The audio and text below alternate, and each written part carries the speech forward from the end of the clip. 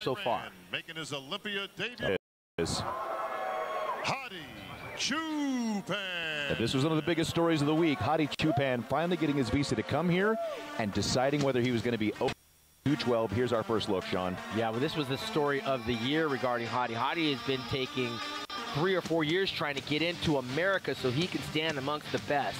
He almost took out Flex Lewis in Korea a few short years ago. He looks like he didn't miss a beat. He's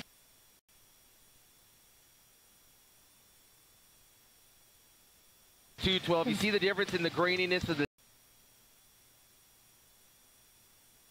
They took this preparation lightly. Hadi Choopan's been dreaming of this moment. He represents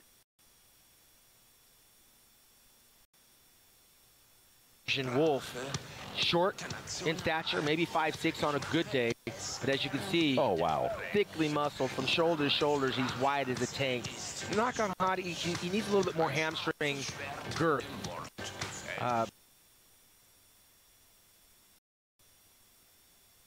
As an international federation, to see the acceptance and the excitement to have him as part of this Olympia is really heartwarming. This is one of the sports, Tim, crosses color lines, religious, economic status.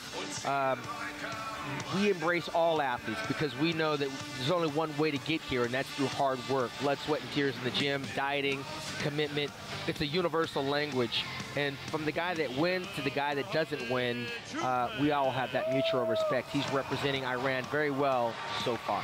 And that respect in the gym is really something that we all, as a brotherhood, that we all, and sisterhood. It's one of those things where you don't have to speak a language. We all know how to lift weights. We can train with people from China and people from Iran, and you don't have to speak. The universal language is, what do you got? Yeah. You know, how you train. Speaking of international, this is the Czech Republic. Lucas Ozadil, a former Arnold Classic Brazilian champion. Got some unique posing. We'll see that a little bit later on, I'm sure, when he gets into the actual posing round tomorrow night. This is the prejudge. So you just kind of hit mandatory poses. There's not really much of a routine going on. Looks a little flat here. Light in the bicep area, a little thin on the muscle, like, wow factor. He's a guy that gets in pretty good shape usually. So night to night with the judging, if you come in a little flat tonight, do you have an opportunity to really move back up into that top 5 and top 10 if you don't peak both nights? Yeah, you can.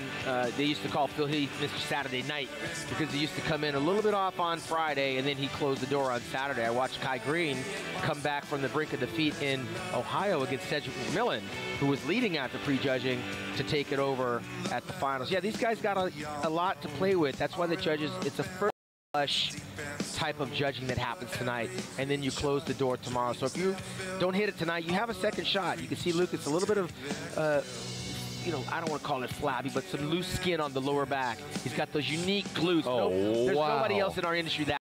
So that sets him apart and makes him very unique. And legs are fully developed from the sides, but as a whole, he's put together a little funky. It's not the most pretty physique, and when you see his posing routine, you'll see he hits some very stylistically poses that none of the other guys do, and you can't take your eye off of how he works the stage and highlights what he's got. Yeah, and you know, here we're talking about the Czech Republic. Again, the universal language here is it's physique art, right? So you don't have to be the biggest and you don't have to be the best, but we can appreciate the uniqueness of each athlete and what they bring. A little bit flat in the chest, can use a little bit more upper pec. You can see from the rear, the back is not real thick and bubbly like some of the other guys with a little more muscle maturity. But he's not that far away from being a 212 bodybuilder, a little slight in the muscle size. And how tall do you know? Lucas looks like he's about 5'8", 5'7". Michael Lockett. All these guys are a little short when you get next to him, Tim. That's a little, the top range of that 212. Yeah. Is those 5'7", 5'8", is about as tall as you're going to see him. Yeah, and Michael Lockett fits into that. He's quietly knocked off a couple of bodybuilders. He's won over in Vancouver. He's won over in Chicago. Michael Lockett's taken out a few guys. Doesn't have the best structure. You can see he's a little bit slight in the quadricep sweep, in the quadricep mass. He's got some arms on him. He's got some traps on him. Big shoulders. Yeah, the shoulder, and that's the thing. He has certain things that you see, but it doesn't all flow like the prettiness of the physique. You get very critical here because this is about the best of the best. It's not what you don't have, it's what you have that's going to take you to victory. And Michael has some very good arms, some very good shoulders, very good traps. You'll see when he turns to the rear, the back is a little bit slight, and that's where these competitions are won and lost. Phil Heath, Dorian Yates, Ronnie Coleman, Lee Haney. Need I go on? I mean, the Olympia is about having a back, and if you turn around and you don't have it, you are playing. Well, you were humble to say that there, but as a 12-time top 5 finisher, you were there. You had the big back with the. I was lucky. I had conditioning that carried me against some of the bigger guys. But you can see Michael lacks a little bit of the depth and the curvation terrain that some of the other guys with a little more maturity have. High in the lat department. Good tight waist. The quads.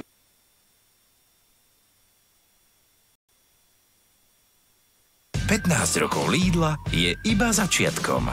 Pre niektorých začiatkom vzrušujúceho dobrodružstva s varením a pečením. Mnohí si obľúbili čerstvé a kvalitné produkty našich vlastných značiek za skvelé ceny.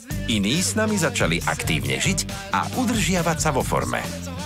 Našli si nové, nevšedné záľuby, spoznali doposiaľ nepoznané chute z rôznych kútov sveta a ďalší získali vďaka Lidlu výnimočnú prácu u výnimočného zamestnávateľa. Už 15 rokov inšpirujeme k zmenám pre lepší život. A to je len začiatok. Lidl, správna voľba.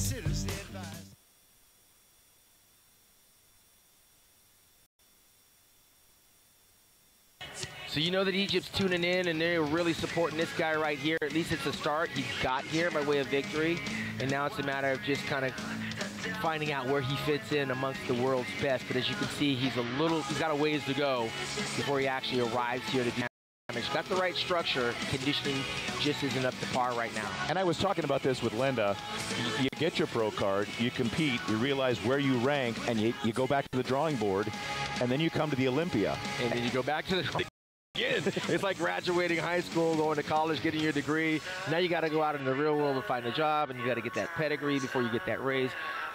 He'll learn from this competition, one, by just living experience, two, by reviewing what we're watching now when he gets home. Now, thank God you can go back and you can look at YouTube, you can look at Instagram. You can see this literally instantaneously and go, oh man, I never really saw my back. Okay, I need to work on my lower lats a little bit more. You know, I need to try to work on my glutes a little bit more. Some of us don't see ourselves from the rear till we see it on like TV.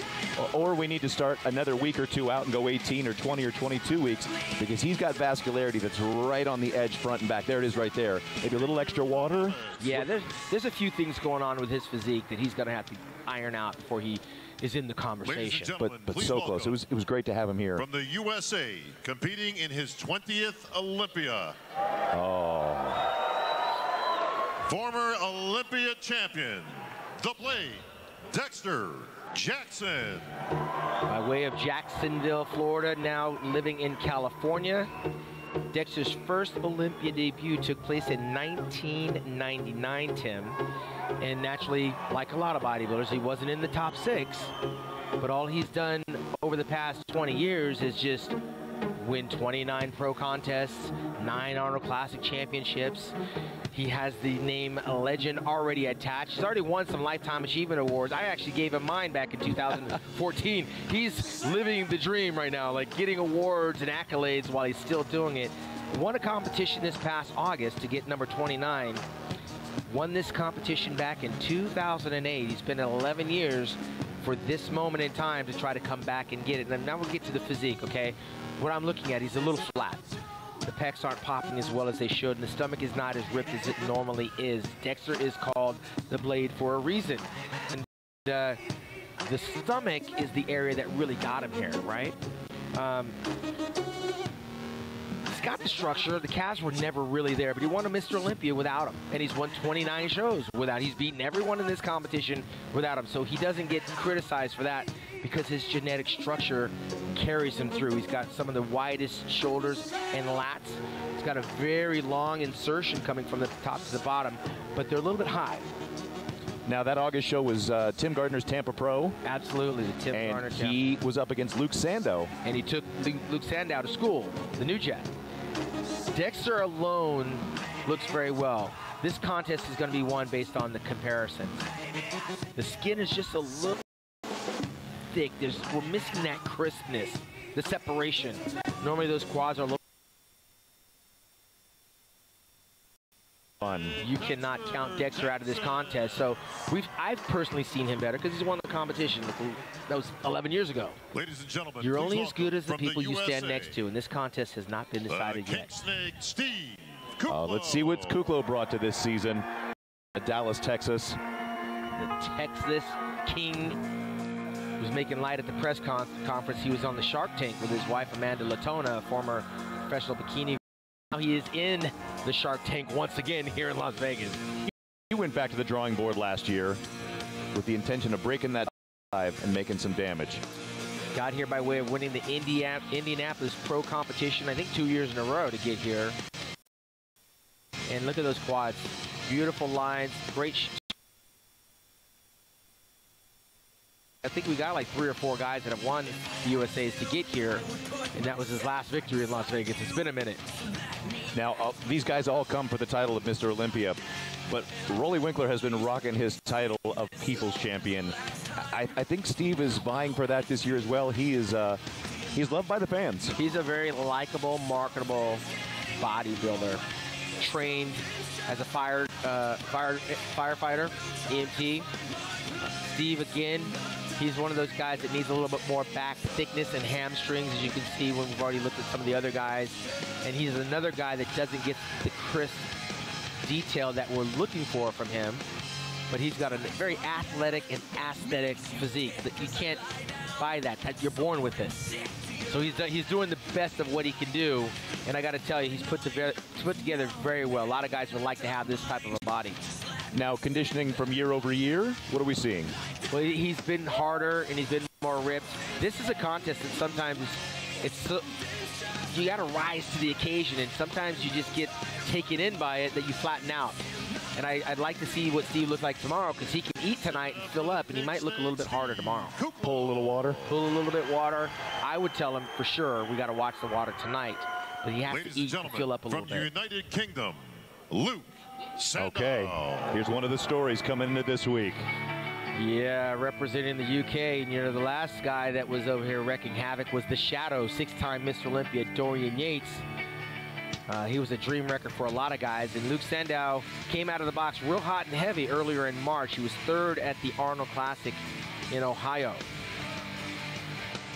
Again, when he was 2nd to Dexter Jackson last month in Florida. So he's putting on some freaking flyer miles, flying back and forth, trying to compete. Racking up those points. Yeah, he also went to Australia, and you can see, I think it might have taken a little toll. It might have caught up with him a little bit, especially in the midsection. He looks a little bit soft. And from the back, you can see he's just not where he needs to be in the back department. Again, we're talking about the water under the skin, which is, in these competitions, again, are won from the back. So when they all get compared together, we'll see where he fits in this lineup. Now, talk to the fans about traveling around to these international locations, or even across the country, and how your body just naturally can hold that layer of water traveling. Yeah, well, a lot of bodybuilders try to get in early so they can get rid of that water by training in the environment. Las Vegas is hot. We're in the desert.